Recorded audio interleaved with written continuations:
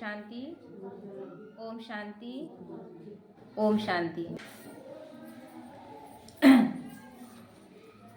बाबा कह रहे मनुष्य को पहले अपने जीवन का उत्तम लक्ष्य निर्धारित करना जरूरी है कि मेरा लक्ष्य क्या है ना। बिना लक्ष्य के जीवन कैसा है, बस जिए जा रहे हैं और कुछ पता ही नहीं।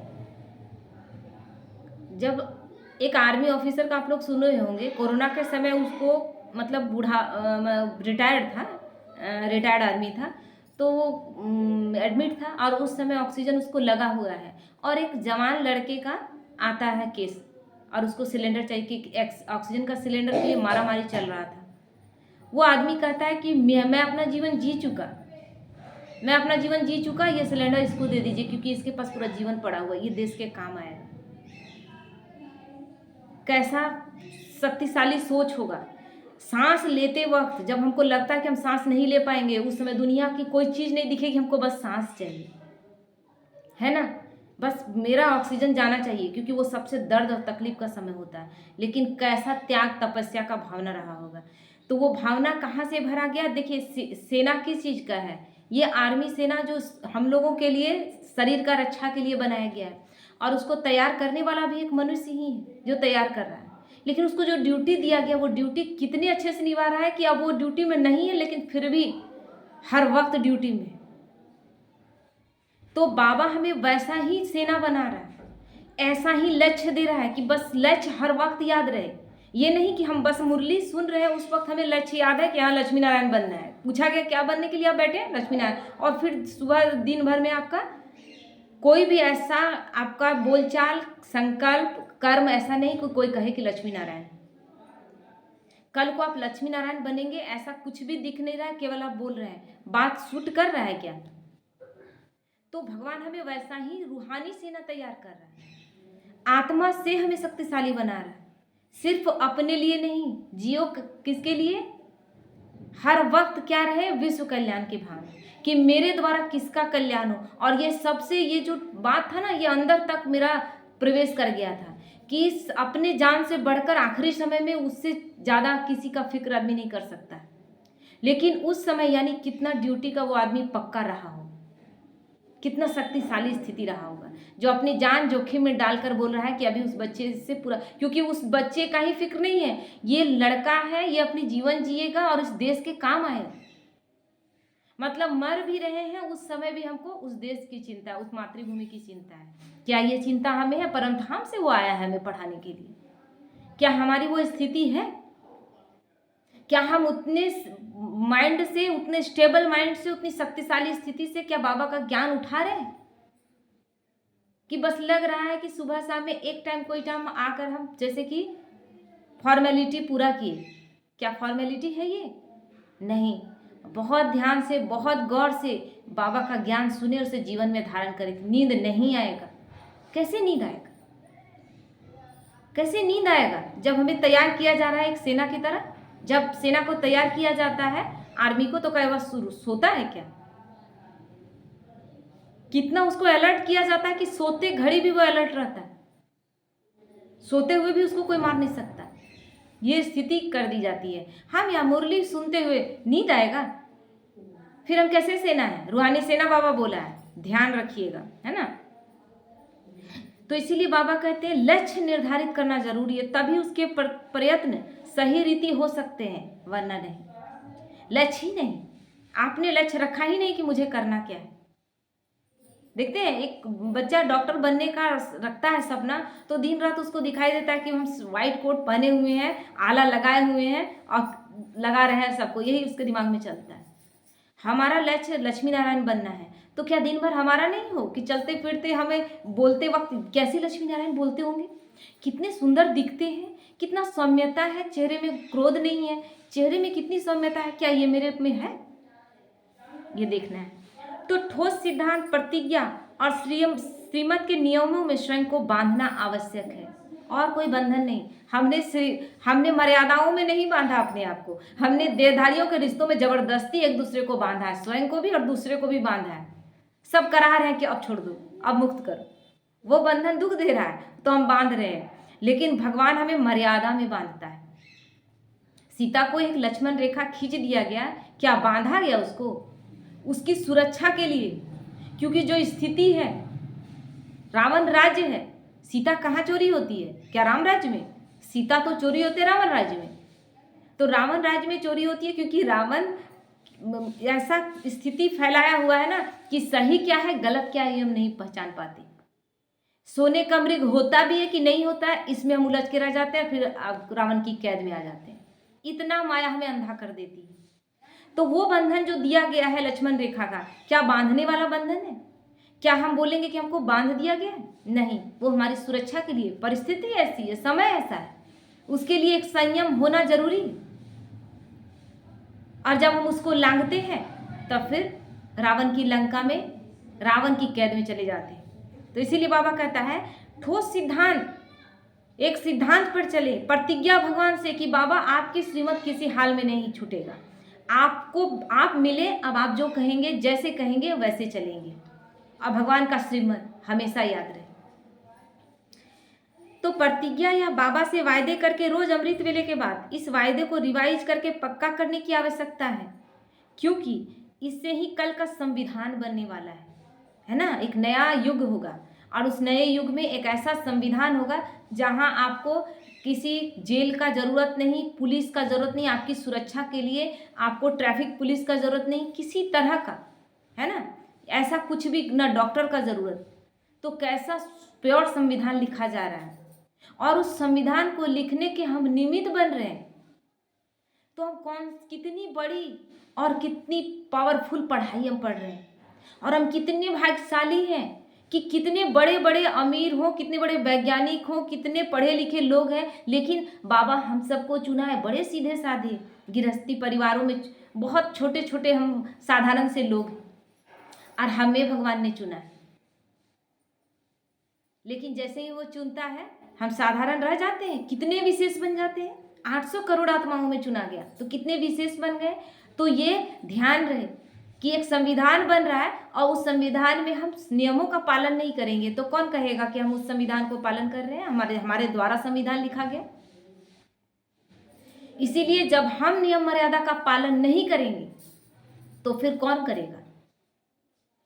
तो इसीलिए बाबा कहता है स्वर्ग स्थापना के ईश्वर के कार्य में हम तभी मददगार बन सकते हैं जैसे वंदनीय मूर्त बनने के लिए पत्थर को स्थिर भी रहना पड़ता है और छेनी के घाव सहन भी करने पड़ते हैं, तब मूर्ति बनता है।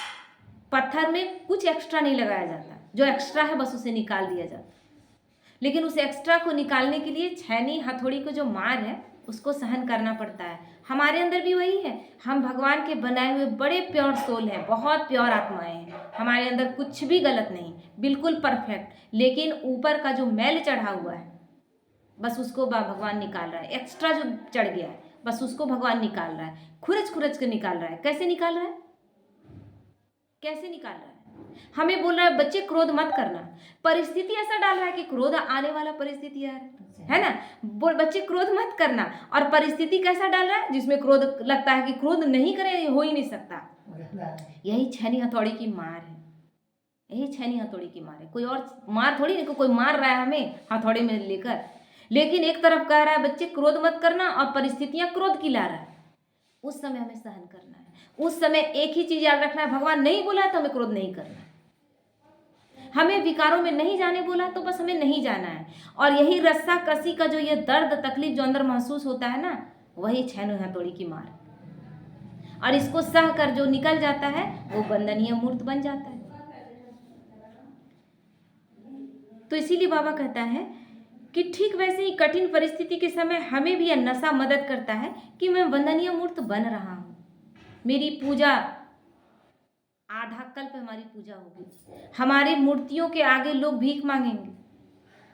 क्या हम उस लायक बन रहे हैं? कितने विश्वास से कोई मेरे पास आएगा और बोलेगा मेरा सब कुछ ठीक हो जाए, और हमारे पावरफुल वाइब्रेशन जो उस जड़ मूर्ति में भी काम करेंगे और उन लोगों का ठीक हो जाएगा। क्या वो स्थिति हम तैयार कर रहे हैं अपना? तो मैं निरंतर बाबा की छत्र छाया में हूँ, भगवान मेरे रक्षक हैं, इस संकल्प को हम गहरी फीलिंग में लाए। अमृत वेले बाबा क्यों कहता है? क्योंकि अमृत वेले ही सबकॉन्शियस माइंड भी जागा हुआ है, पहला। दूसरा, सारे लोग जो हैं, जो कलयुगी आत्माएं हैं, जिन्हें भगवान का पता नहीं, वो सोए हुए हैं, तो उनके संकल्प भी सोए हुए हैं। तो उस समय हमारा संकल्प, हमें लाइन क्लियर मिलता है, तो उस समय भगवान से हम ज़्यादा कनेक्ट हो पाते हैं। तो इसीलिए बाबा कहता है सवेरे सवेरे परम पिता परमात्मा अपने बच्चों की समस्याओं का हल इशारों से देता है। उस समय आपको बुद्धि को टच करेगा कि क्या करना है और क्या नहीं करना है। बाबा से केवल बात करना है, अपनी सारी बातें उसको रख देनी। रोज की ज्ञान मुरली भी हमें समाधान दिलाती है। मुरली सुनने बैठ जाइए, आप कितने भी परेशान हैं, अगर आप देखिए ध्यान से सुनिएगा, अगर आप परेशान हैं किसी बात से, गलती आपकी नहीं है लेकिन कोई बात से आप परेशान हैं, मुरली सुनने बैठ जाइए, आपको हल मिलेगा। आप अगर उस दिन मिस्टेक में हैं, मुरली आपको बता देगा कि आप आज आपने गलती किया है। आपको कोई बात में दुविधा में है कि ये कैसा होना चाहिए, उस बात का हल मिल जाएगा, है ना। एक भाई थे तो उनको विश्वास ही नहीं था, मतलब बहुत जगह गए थे, उनको विश्वास ही नहीं था। ये बहुत पहले साकार बाबा थे, उस समय का बात है, दक्षिण भारत के थे वो भाई, और बहुत जगह घूमे, उनको कहीं भी महसूस नहीं हो रहा था। सब कुछ किए, भक्ति पूजा पाठ सब कुछ करके, उसके बाद बोल यहाँ सुने ब्रह्मा कुमारी जी में, बोले तो वहाँ जाएंगे हम, लेकिन 3 सवाल लेकर वो बैठे, किसी को नहीं बताया। वहाँ लोगों से सुने थे कि भगवान सच में आए हुए हैं और भगवान ही सच्चा ज्ञान दे रहे हैं। बोले अगर भगवान है तो मेरे तीनों क्वेश्चन का हल आज मिलेगा। कहते हैं मुरलियों से मिलता है। बैठते हैं वो, और वो तीनों मुरली, मतलब बाबा तो नहीं जान रहा है, बाबा को तो बताया नहीं, लेकिन ब्रह्मा बाबा को आप नहीं बताए, शिव बाबा तो जान ही जानहार, वो तो सब जान रहा है, और किस बच्चे को लाना है, उसके विश्वास को कैसे जीतना है, क्योंकि वो है स्कूल का, तो उसको कैसे खींचना है वो तो जान रहा है ना। 3 क्वेश्चन लेके बैठा और तीनों क्वेश्चन का एकदम उत्तर मिल गया। ये होता है ना, होता है ना। एक बार हुआ कि एक बहन बैठी और पूरा मुरली खत्म हो गया। मुरली हम ही पढ़ रहे थे, साकार मुरली ही था, पढ़ रहे थे, और पूरा मुरली खत्म हो गया। और वो सोची कि बाबा का एक क्वेश्चन लेके बैठे थे, बाबा हल नहीं मिला, है ना। और हम मुरली रखते हैं, योग कराने से पहले योग हो जाता है, सारा कुछ हो जाता है, उसके बाद ऑनलाइन को बंद कर दिया जाता है। उसके बाद अचानक से एक सुंदर घटना का जिक्र करते हैं और उसको क्वेश्चन का हल मिल जाता है। बाबा किसी को छोड़ता है?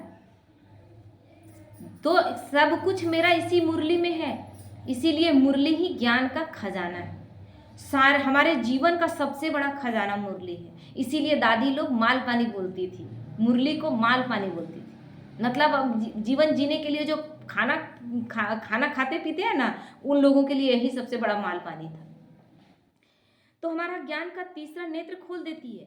इस तरह पुरुषार्थ में कभी थकना नहीं चाहिए, है ना। क्यों थकेंगे हम, जब हम आधा कल्प के लिए पूजनीय बनने जा रहे हैं। किस बात की थकावट, इतना तो आराम से बाबा, सारे थकावट से तो बाबा निकाल दिया। पूजा पाठ करते, 104 डिग्री का बुखार होता था, और नहा धो के ठंडे में जाकर भोला बाबा को पूजा करते थे कि नहीं मेरा एक दिन भी छूटना नहीं चाहिए, है ना। जाते में चक्कर आ रहा है लेकिन फिर भी पहुंच रहे हैं, उन सब चीज़ों से क्या छूट नहीं गए। बाबा तो बहुत आसान कर दिया सब कुछ।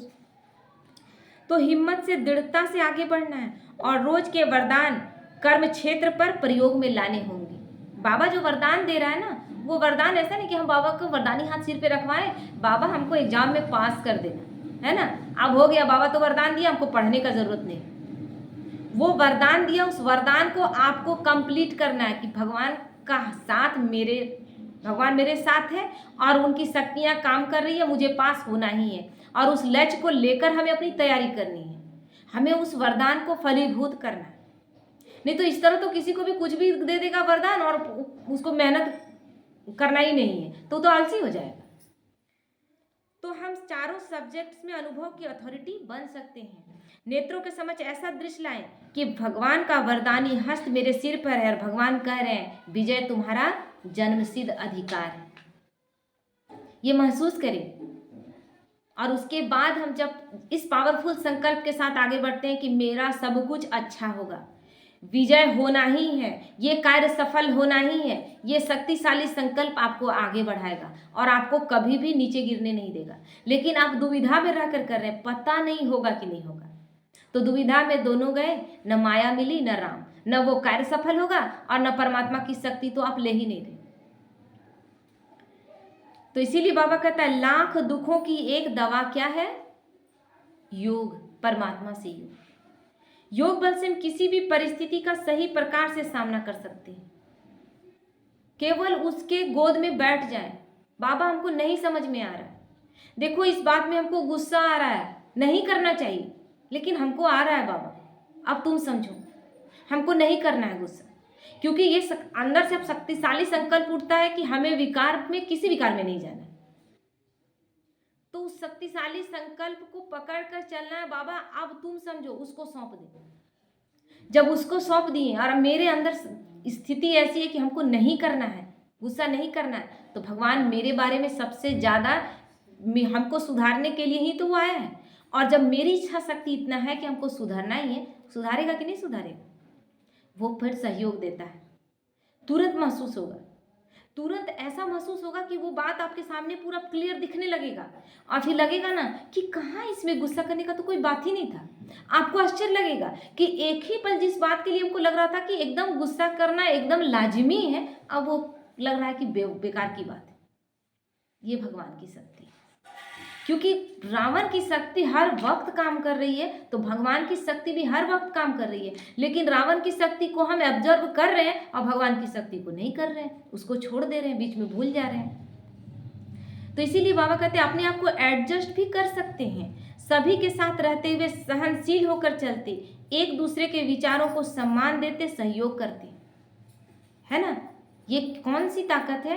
योग का ताकत, जो योग हमें इतना पावरफुल बना देता है कि हम किसी का भी सहयोग करें, किसी भी आत्मा के साथ। बाबा क्या बोलता है कि तुम संस्कारों की रास कर रहे हो एक दूसरे के साथ, क्योंकि सब अलग अलग संस्कार के हैं, सब अलग अलग परिवार से आए हैं, सब अलग अलग जीवन जीकर आए हैं, सबके सोचने का ढंग अलग है। लेकिन बाबा सब बच्चों को एक साथ नहीं किया, क्या किया ना? बोला कि नहीं नहीं कुछ कुछ बच्चे तो हैं, बाकी सब नहीं है, ऐसा तो नहीं बोला। सब आए थे कड़वे नीम के पत्ते बनकर, लेकिन फिर भी वो मीठे बच्चे बोले, और मीठा करते करते सबको मीठा बना दिया। तो हमें भी ये नहीं देखना है कि कोई परफेक्ट आएगा, उससे ही हमको परफेक्ट हम बने और दूसरों को बनाए। जब कोई परफेक्ट आया ही है तो आप उसमें आप करेंगे क्या? इसमें आपकी क्या विशेषता है? लेकिन जिनमें कमियां हैं, उनकी कमियों को दूर करके उनको परफेक्ट बनाना। लेकिन तब जब आप परफेक्ट बने, हम वो आईना बने कि दूसरे हमें देखकर अपनी गलतियां सुधार कर हमारे समान बन जाए। यही चल रहा है, बाप समान बनना है और बाप समान बनाना। ठीक है, ओम शांति।